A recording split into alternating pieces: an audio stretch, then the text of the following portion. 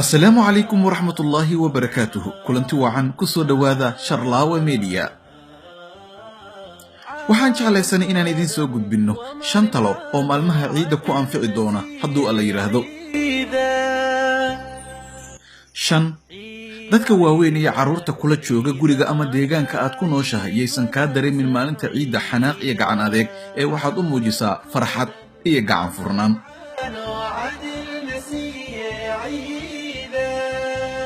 afar ku xisaabtan waqtiga salaada ciida hurdayeysan kula tagin caruurta iyo dadka waaweynba kula tali salaada subax kadib in la isku diyaariyo salaada ciida oo aad sanad sugayseen.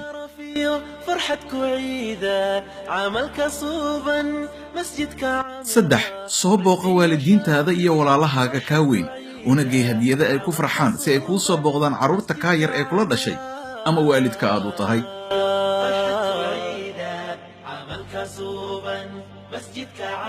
labo salaan oo dheh ciid wanaagsan dadka kaaga hor yimaado wadada gacantana ku sii qaado nacnac shukulaato hadiyado yar yar si caruurta wadooyinka ku ciidaya ee faraxsan deriskaagan ogow inay ciidayaan iyo in kale.